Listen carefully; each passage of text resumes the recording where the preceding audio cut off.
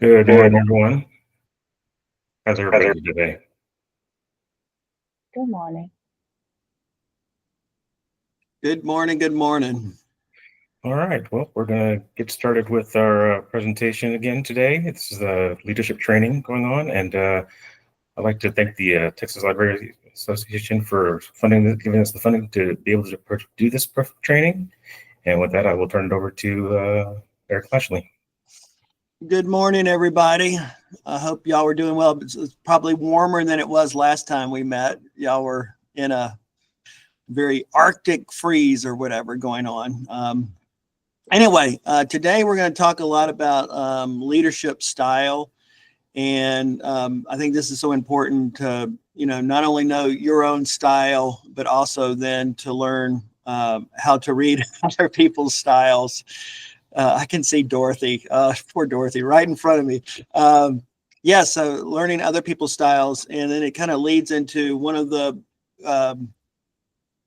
trainings we'll do in the future on do you want to win? I think it's important knowing other people's styles, knowing your styles, knowing yourself, knowing your strengths, your weaknesses, and then how to work with other people who have different styles than you. So when we talk a lot about leadership styles, a lot of times it comes down to personality. And so there's lots of ways that, we've measured personalities in the past, and y'all have probably all taken some of these tests, these personality tests in the past. There's the DISC method, you may be knowing that, and there's the color one. There's the Myers-Briggs system. So again, there's one called the Big Five personality test. There's lots of personality tests. They're very similar in a way. And they can be very complicated. Like the Myers-Briggs, I think there are 16 different personality types, and it's very difficult to remember all 16 personality types. And it gets to the point where you may know your personality type, but it's hard to identify other people's personality types. There's one called the Big Five, which again, that kind of deals with people who are imaginative, creative, not creative, efficient, careless, bold, introvert, extrovert, agreeableness. Are you sympathetic? Are you cold? It measures different things. There's one that I really like. It's a behavioral style that has 4, which makes it easier for me to remember the 4 different styles. And again, people can have more than one style, or they're a little bit strength here and a little bit weak there. But you usually have a dominant personality and a fallback. And so one that I used a lot in Georgetown and other things was a behavioral style that had 4. One was a driver, expressive, amiable, and analytical. And so the driver was one of those people who are very focused on results and achieving goals quickly. They're the ones that they're called driver because they're the ones that are going to jump on and start driving the bus. They're going to start driving it and driving the projects. They're very take charge and very assertive. They may appear very impatient and demanding is their style. The expressive is very extroverted. They're highly communicative and very outgoing. That's the person that you want to hang out at the party. They're the ones that's having a good time, got the lampshade on. They enjoy being the center of attention, right? They can be very enthusiastic and persuasive. A lot of you are really good children's librarians are this personality type. They like to put on a show, and they're really good about putting on a show. The amiable, and that's the style that I tend to be, my dominant personality type is amiable, which prioritizes harmony and building relationships. So people are really important to me. They listen attentively and they seek consensus. They may avoid conflict, and that's our weakness, and can be overly accommodating. However, my second strength is driver. So there are times where I will get on the bus and I'll drive the bus. When I hit that point, that's my fallback. Then I'm going to be the driver and be very assertive. Analytical people are very facts-based oriented. They love data. oh my God, do these people love data? And I say that a lot of times they can't make decisions. This is one of their weaknesses. They're really hard to make decisions because they don't have all the facts. And they're just sitting there waiting for the facts to come. And it's the paralysis by analysis. They're very detail oriented. So your catalogers and traditionally in libraries, these are great analyticals. Having that detail oriented person that can keep things in order and keep things going in the right way. But it's really interesting where you have, half of these behavioral styles, the driver and the analytical are very task oriented. They care more about task than people. And then you have the expressive and the amiable who are very people oriented. And that's where a lot of the conflicts come, where, a people-oriented person comes into a meeting and a task-oriented person, they don't want to do the chit-chat. They don't care about your family. They don't care about your kids, And to someone who does care about people, that seems really cold and tough, but they love their family too. It's just that at work, they're really into the task. They want to accomplish the task. They don't care about the chit-chat. They want to get this meeting over as soon as those 5 things are on the agenda are done, and they want to do it as fast as possible. The other big difference between these folks is 2 of them are very much ask versus tell. And this is a huge lesson to learn. So amiables and analyticals like to be asked.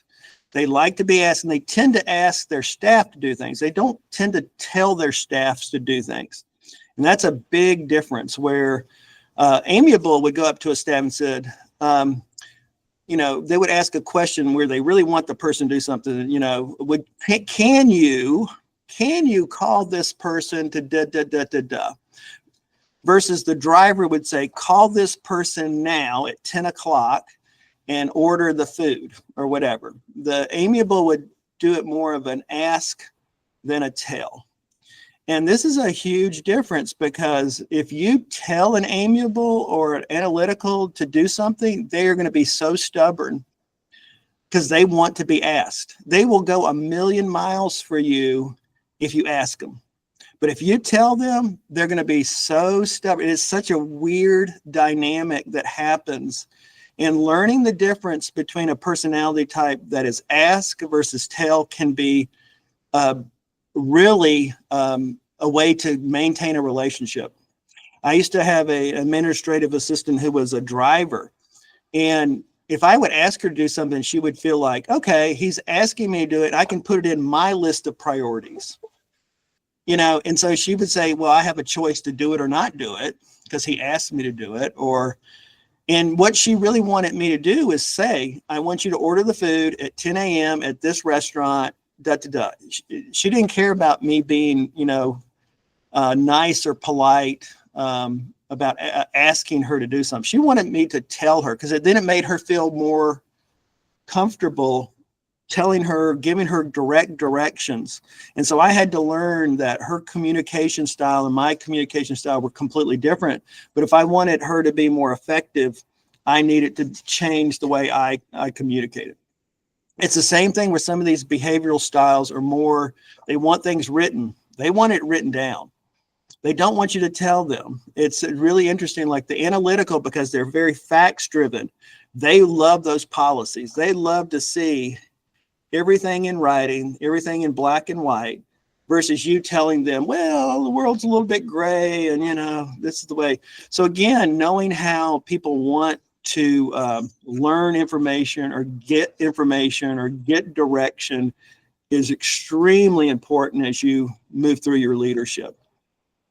All right, so I'm going to talk a little more about leadership style. So that's more of the personality behind the leadership, but there are different leadership styles. And as we go through this, and I will go through these, and then at the end, I'll repeat them again. But as I'm going through them, think about what one that you lean to the most. Some of these are going to go, well, that's kind of me, and that's kind of me. But just land on one that you feel really hits you the most. So at the end, I'll ask you again, which one are you? What's your leadership style? And then think about your boss or someone that you work really closely with, and think about when I go through this style, what's their style? Because a lot of times, if you're in a different style, that's where conflict can come, and your challenges, or your staff. There's some staff member you think, I'm not having a really great relationship with them. What is it? Where do they fall? It may be a supervisor under you, or just any staff member. These are all kind of personality driven. So where did they fall? And then that may help me later on when we do another lesson, how to best deal with these folks, because not everybody thinks like you. That's one of the first lessons you learn in life. That not everybody receives information like you. Not everybody sees things like you. It doesn't mean they're wrong and you're right. I mean, it's just the way the world is. But great leaders really understand quickly. They can identify really quickly those different styles, and they realize, if I want to be effective, I've got to change the way I communicate and how I'm giving out information, versus like some people want that head, they want the facts, they want the data, and the other people want the heart, they want those stories. And we talked about that last time. They want to know how it really impacts someone's lives. So here are the different leadership styles. So the first one is the charismatic leadership. People admire a charismatic leader for their charm, their communication skills, for their passion. They can see the passion. They're like, these people love libraries. They're very charismatic. They're very energetic and positive. Their attitude is often contagious. People are just like, they want to follow that charismatic leader. So the pros of a charismatic leader are increased motivation. People want to work for that person. People just love the mission and they want to work for them. Better communication. They effectively convey ideas and vision to their team members. They're really good about selling the vision and mission of the story of where we're going. It does often improve team morale. Again, people want to be a part of a winning team. They just feel, again, that charisma. So what are the cons? The cons are it's dependency. People are so bought into the leader that they're dependent on the leader, and they often, through good or bad, it's hard for them to sometimes do things without the leader's input or motivation to keep them going. The other con is a lot of charismatic people are so overconfident in their abilities. They think they can change the world, and that's great. But a lot of times they're a little bit overconfident in what their abilities really are. And the other real problem a lot of times with a charismatic leader is they're more talk and less action. And we've seen this a lot of times in interviews. And you see this a lot nationally. I just want to speak nationally. For a lot of times, library directors on a national stage, they're great, man. They're charismatic. But then when you actually go to their libraries, the staff go, they don't do anything. They're just good at talking. They're really good at talking. They were really good when they first started, but then there was no action. It was all this, dreams, we're going to be great. And then there's really no action. So the second one, though, is the transformational leadership. And as the name suggests, transformational leadership is where they help the team and the organization transform. This is really good when, again, the things are low and status quo, and someone comes in and really starts transforming the organization to best practices and things like that. They're very supportive of individuals, and they're always encouraging everyone to do their best. They praise the team's strengths, encourage teams to learn new skills. Again, they're not stuck on status quo. They want you to learn the best practices. They want you to know the best way to do things. And it creates a lot of sense of loyalty. The pros are individuality. It creates a workspace that everyone feels respected, heard, valued for their unique skills. This is one where, again, job descriptions are kind of just thrown out the window. Whatever your best skill is, we're going to help you become that best person. They create really high-performing teams. People are, again, encouraged to do their best. They set really high standards. They've got that visionary approach. They believe in, again, best practices and professional development. So again, staff love that. The cons, though, are probability of burnout. They are just transforming so fast, and they're trying to keep up. And you've heard the bleeding edge. They're not just the leading edge, they're the bleeding. They're trying so many dynamic things that it can often cause burnout. Because what people are doing, a lot of the staff are trying to please that transformational leader. So they're taking on more responsibilities. And then they have a hard time with that work-life balance.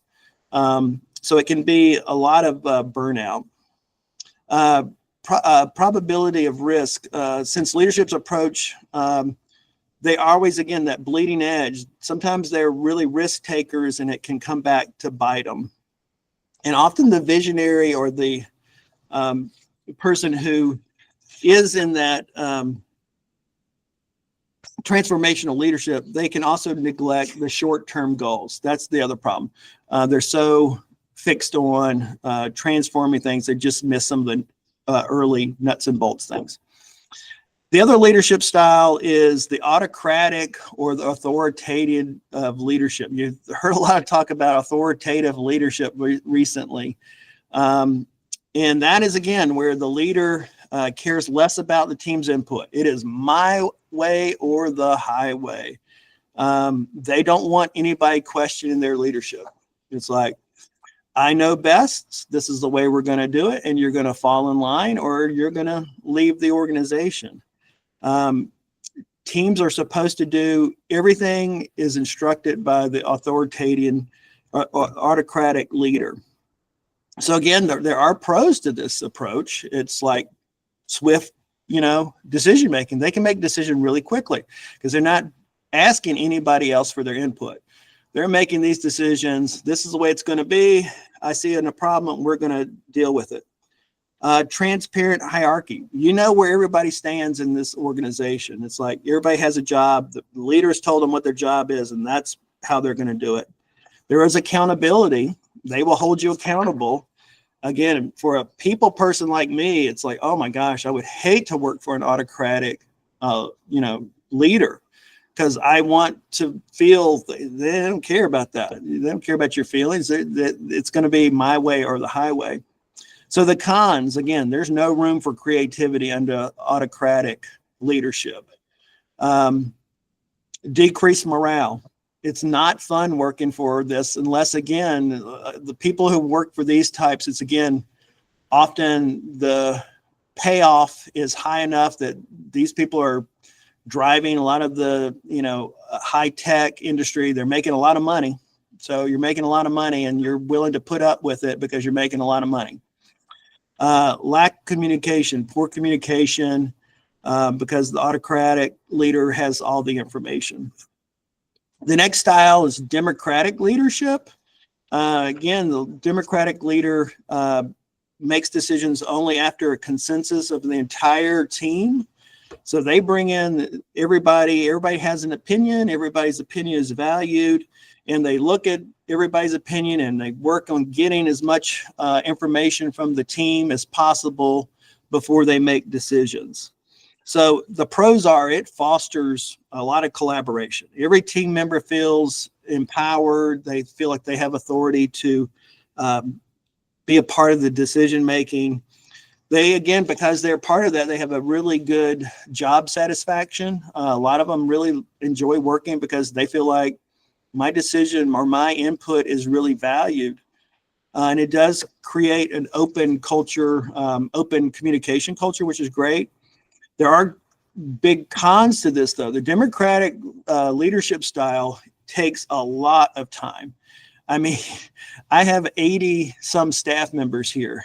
Do you know how long it would take me to get 80 some people together to decide, a policy change or anything like that? And it's, again, it can work, but the larger your organization is, the less likely you have the time to actually do this style.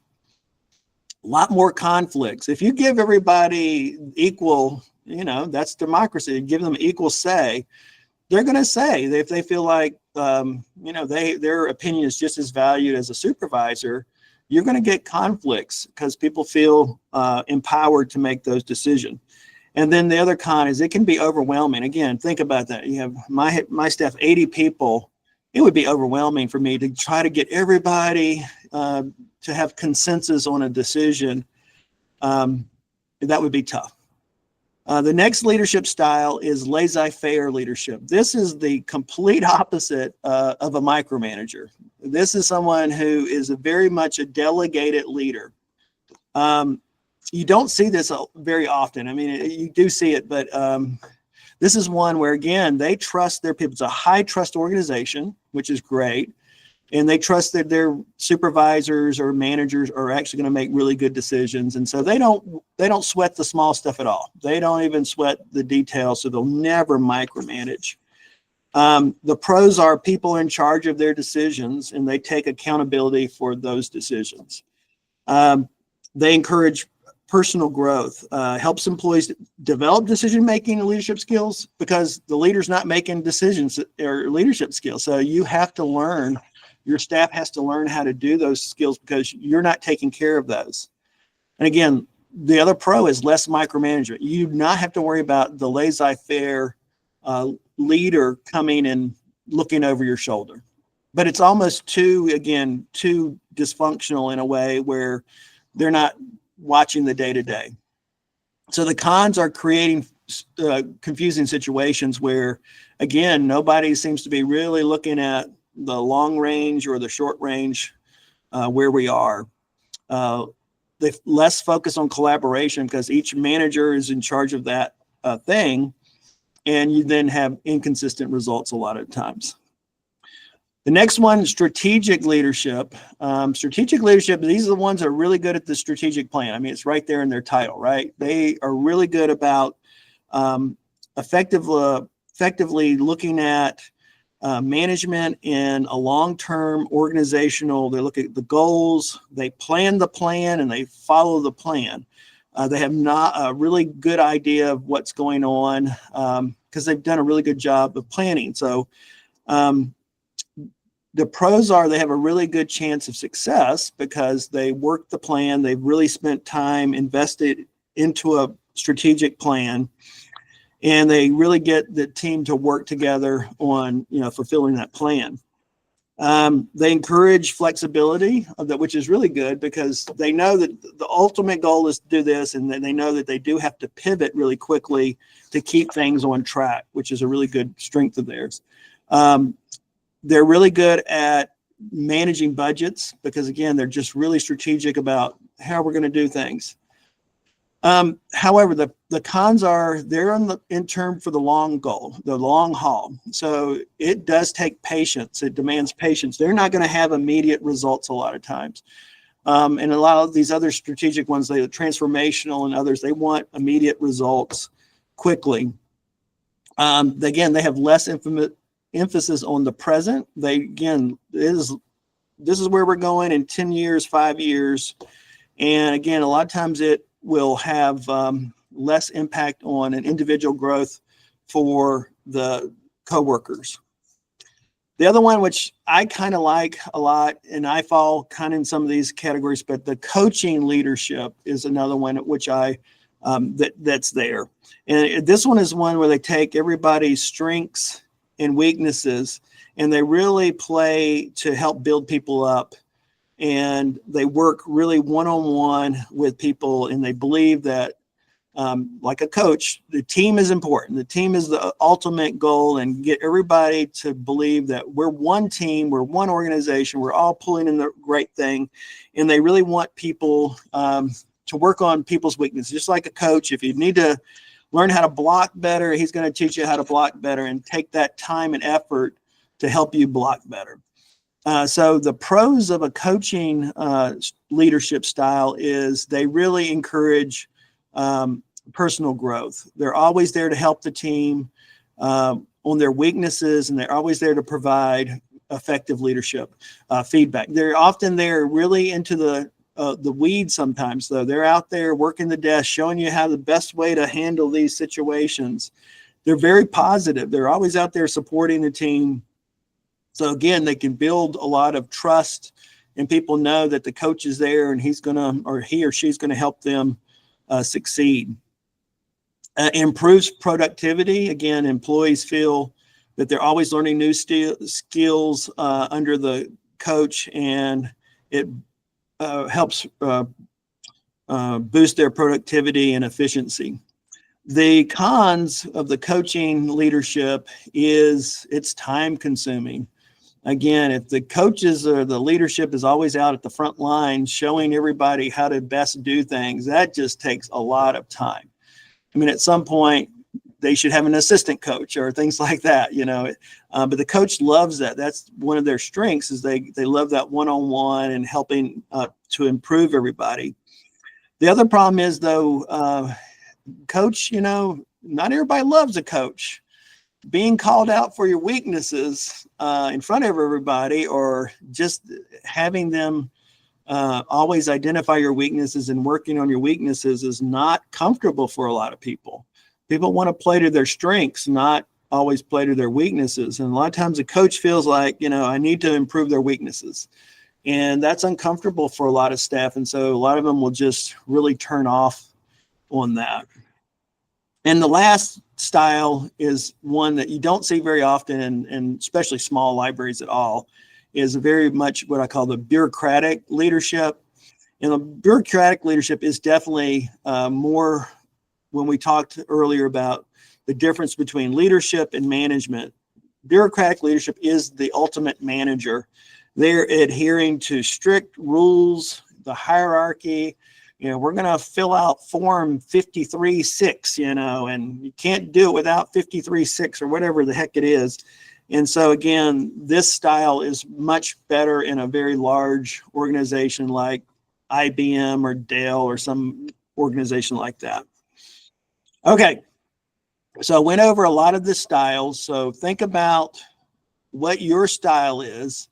And if you could put that in the chat, what your style is, and they are charismatic, transformational, autocratic, democratic, laissez-faire, strategic, coaching, and bureaucratic. If you can put your style in the chat, and then put what you think, like, comma, your boss's style. What do you think your boss is? Are they charismatic, transformational, autocratic, democratic, laissez-faire, strategic, coaching, or bureaucratic? Just put that in the chat, and we'll just see if there are any folks that have diametrically opposed styles. So the couple of things I want to talk about as y'all do that is, again, talk a lot about the difference between the introverts and the extroverts, and what a difference that can make in leadership style. And again, the task-oriented and the people-oriented, which I talked a little bit about before. Again, these are huge kind of like differences, and some people can play, like I can play an extrovert at work, but ultimately I'm an introvert. And I know, though, that I need to play an extrovert at work a lot of times, especially when I'm doing things in front of the public, and I really have to get out of my comfort zone. So again, why does it matter to know these styles and know where you are and things like that? Well, again, like Shakespeare said, to thine own self be true, and that's just like half of the equation. Knowing yourself and knowing honestly, you know, where your strengths are, your pros of your leadership style, and the cons.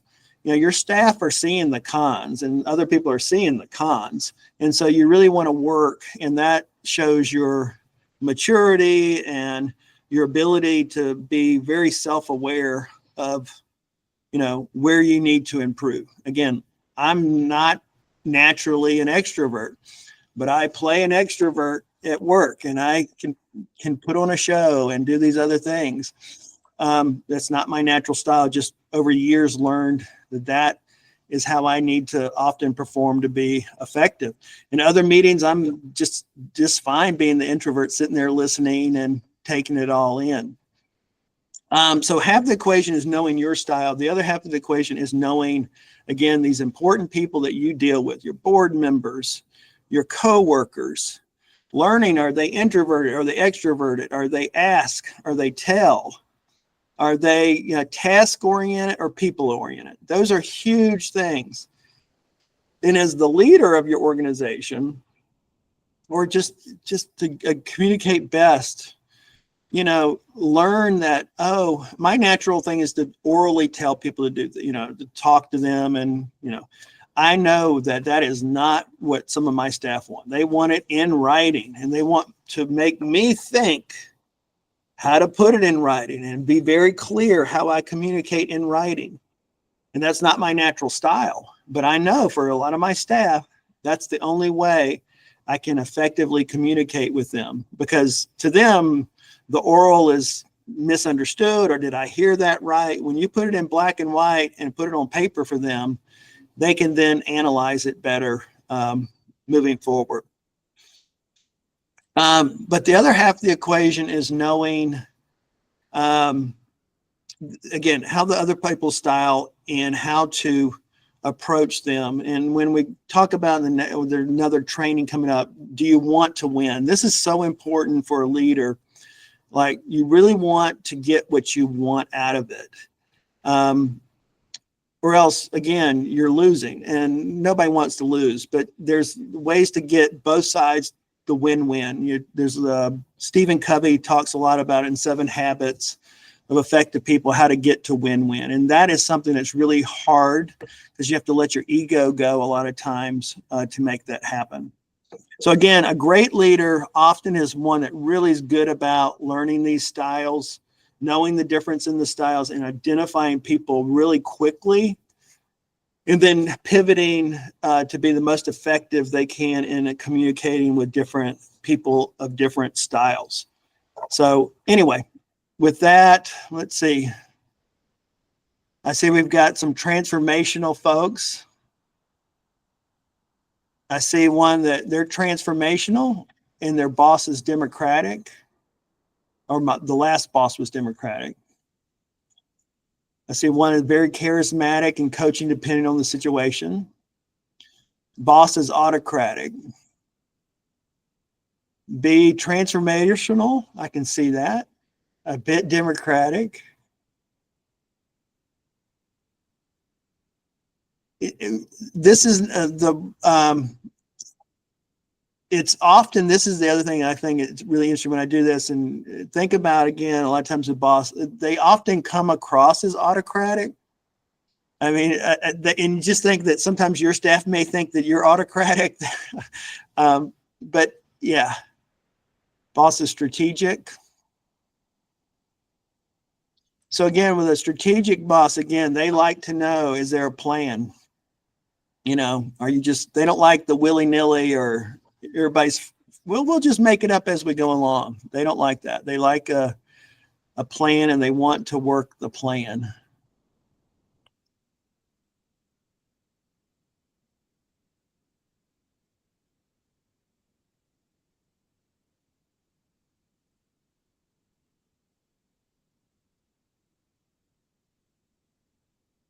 So Dorothy, I'm going to pick on you, because you're easy to pick on.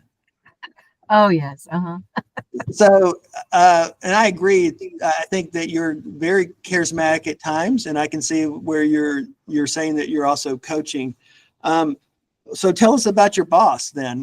This is all stays within, plan here. Well, he is very much my way or the highway kind of guy. I've learned through the years to deal with him. I'd rather deal with him face to face so I can read his body language than through email, because there have been some sticky situations in the last year where we weren't aligning, and I had to be very careful in my interactions with him, because it could have very easily put my job on the line. That situation has changed. So, yay for that. But yeah, that's, I mean, you don't get this far in what we do without being able to read the room. And so Right. I just, some days I feel very, schizophrenic in that how I have to deal with like my staff, because I people that are very different places in their own lives and their own maturity levels. So really all of us at one time or another have to be all this types of leadership, whether we want to be that way or not. Well, thank you. You actually just reminded me of something I did want to bring up, and you actually used the term I was going to use, read the room. You nailed it. Okay. So I was just on an interview panel last week for our IT director here in the city of Burbank. And one of the candidates, we were talking about conflict. You know, one of the questions was about conflict and again, his style, I think, typically he had a very small department in the city that he's managing right now. And his style was very democratic. He really liked to get input from his staff. However, he was talking about this conflict he was having with his staff where he had to read the room with the council, and the council's like, we need to have a 4% cut. Okay. So they had to have the situation was it needed to have a 4% budget cut across all departments. And the staff was asking for product A, which was twice as much as product B. And he's like, we cannot afford product A. That's what the staff wants. The Democratic said, we want product A. The council saying, we can't afford product A, go with product B. And so again, he's reading the room. We have got to go with product B. I'm going to lose my job if I go with product A. We can't afford product A. But again, the Democratic style was then the staff are upset with him for caving in to the council. But, you know, his maturity, kind of like you said, is like, I got to read the room. And our long-term, you know, product B will be fine. We'll be fine with product B. But because of the style that he had, where everybody was really felt they had input in the decision, they're now upset with him for going with product B because he learned how to read the room and had to get council's approval. So again, yes, you do have to figure out how to read the room. And again, and I don't want to get political, but we could analyze what happened just last week with President Trump and President Zelensky, right? You have different leadership styles.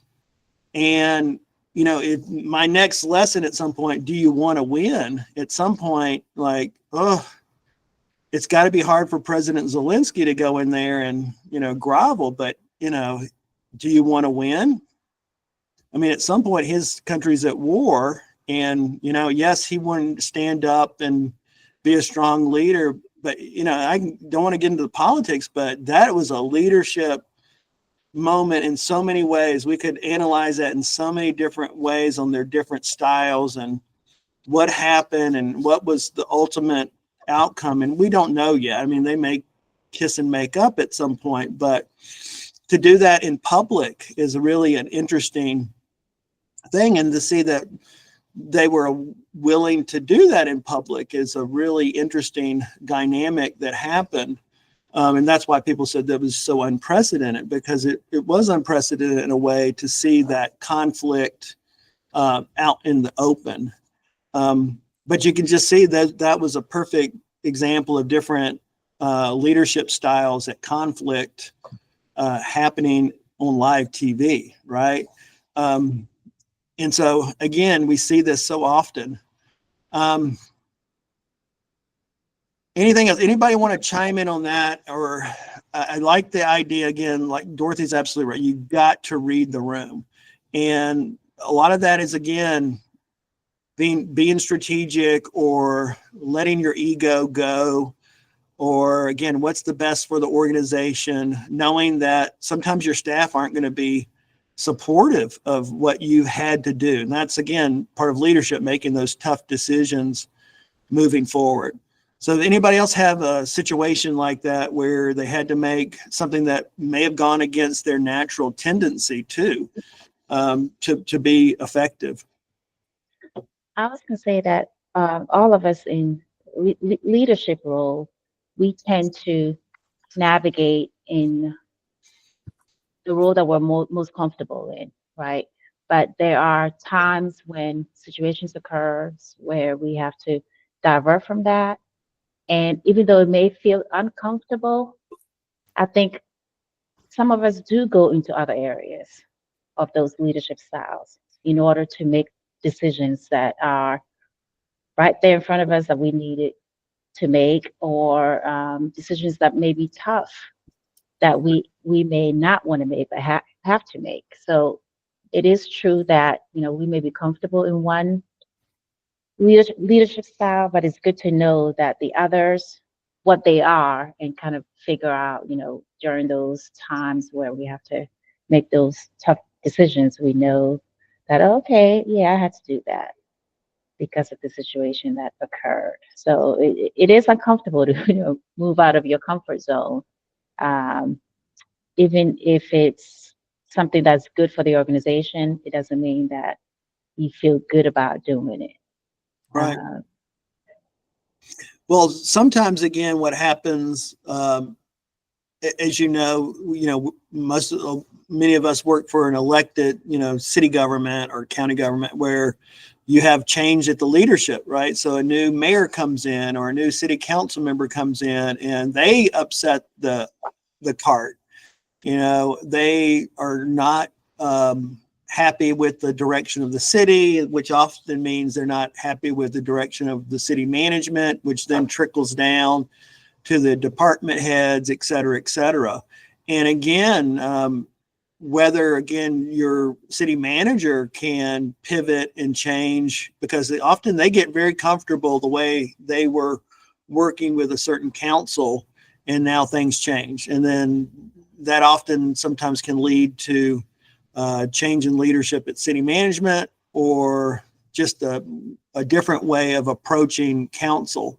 And this was really apparent to me one time when we had council that changed, and we had a finance director who didn't pivot. They approached the budget a certain way. They'd always done it this way for 10 years. And then we have a new council who was much more analytical, who wanted to look at all the fine details.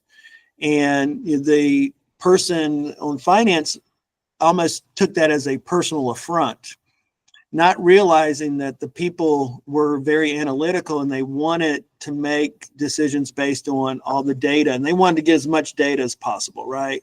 And instead of being very transparent and giving them as much data as possible, they were somewhat withholding that data, which then looked like they were being dishonest. And again, it was just, I think, to be honest with you, I don't think the council members were out to get the finance director at all. It was just, that's how they make decisions. And because the finance director wasn't understanding the way they thought or wanted information, it was awful. And you could just see this train wreck happening, right? And if they just realize this person just wants more data than the average council member, just give it to them and let them do whatever the heck they want with it. They're only one vote, but then it became this personality thing, and it got to be a clash when it could have been so easily resolved, in my opinion, by just giving them more data than just bury them with the data and don't hold anything back. You would have thought that the finance director would have appreciated somebody that was analytical, because they themselves were analytical at some level. I mean, they had to be in order to do what they were doing. That they would have been appreciative of, like, here, look, see what I do. This is, and really it would have been an opportunity for the finance director to shine rather than to take it as a personal affront. Exactly right. But it didn't. It is not, because again, I think they were not used to dealing with other analyticals. And so they also, I think it was ego. I know best, and I know what data I should share with you. And again, it just really should not have gone there. But you just see it. I mean, humans are humans, right? We can really screw up sometimes and be our worst enemy because we get stubborn, right? And so again, I think the other thing, ask, tell. So there's a difference too. The council member was telling them that they want this information. They weren't asking them. And do you see immediately, because they were being told what to do, it was like, you're not my boss, or, I'll put up. it was so interesting, the human dynamic. If something is simple, if the person said, hey, could you blah, blah, blah, provide this, they probably would have gone, yeah. But when they said, I need you to do this now, and, you know, within a week or whatever, that was the like a catalyst for, oh, I'm putting up a roadblock because they're telling me what to do. And we're so funny about humans about, and I catch myself all the time when staff are basically telling me to do something. I will finally say, this is where I often say, do you want to win or do you want to lose? I'll tell the staff, do you want to win or want to lose? Because if you want to lose, you're going to lose because you're telling me how to do my job. You're telling me what to do. If you would rephrase that into a question, I will be so much more happy to help you succeed and you will win. But, you know, I know that's one of my flaws, that I don't like to be told what to do. Now, obviously my boss can tell me what to do, but if my boss, again, approaches me in a different way, I receive that information so differently. And it's one of the biggest life lessons I ever learned, is also knowing when I start feeling that, you know, heat on the back of my neck, it's because I feel like someone's telling me what to do. And for me, my style is I want choices. I want, you know, I don't like to be told to read a script. That's one of the worst things you can do, is like, just stick to the script, Eric. And like, I don't want to stick to the script. I want to be more spontaneous or whatever. So again, a lot of these things you'll see, analyze again, how did this go off the rails? And then again, once it goes off the rails, it's really hard to put the train back on the track, right? And so again, learning from your mistakes, or analyzing, why did that meeting go bad? What about that meeting did such and such? Did Susie go off? Why was Susie so different than everybody else? And you realize, well, Susie is different than everybody else, and they weren't getting the information they needed to make decisions. Anyway, it's tough. This is the toughest part of leadership, is dealing with people who are different than you, and then persuading them to go in the right direction or to get those wins that you need to win.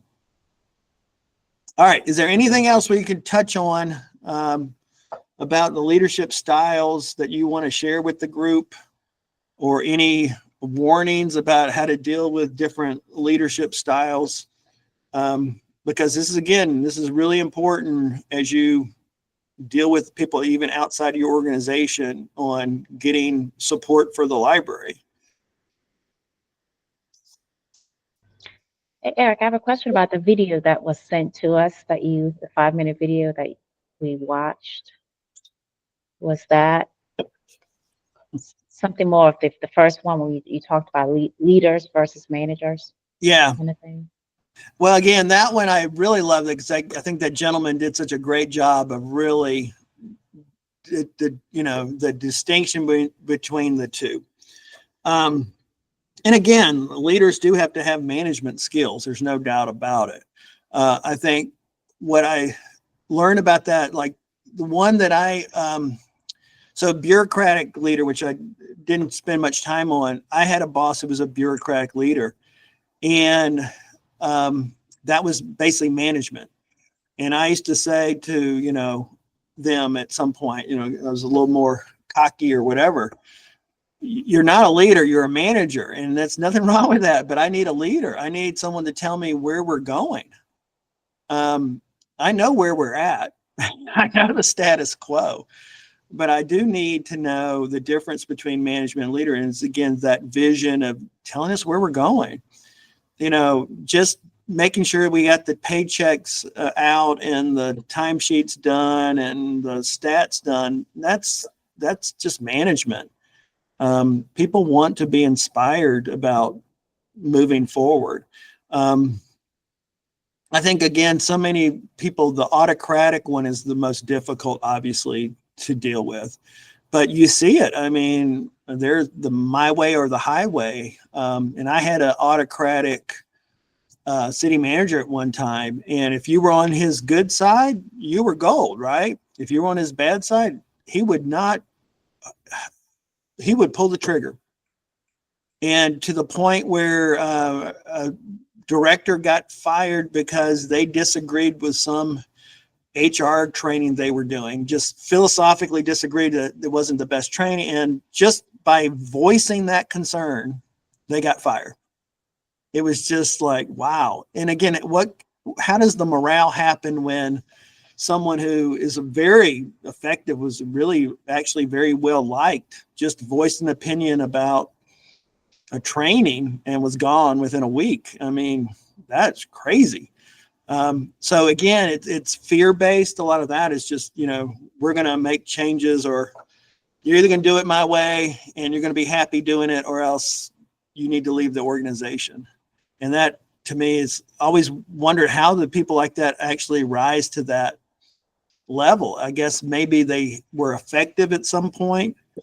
Maybe people like Steve Jobs and some of these other people who are very autocratic, but they also were creative. I don't know. It's a weird dynamic to me, because normally those are just toxic, hostile work environments that most people don't want to work in. And again, I think for like high tech, a lot of it is just, they just make so much money, they're willing to put up with some really bad, toxic leadership, because that's the only reward they get out of it. I don't know. It's hard for me, because I would never thrive in that environment.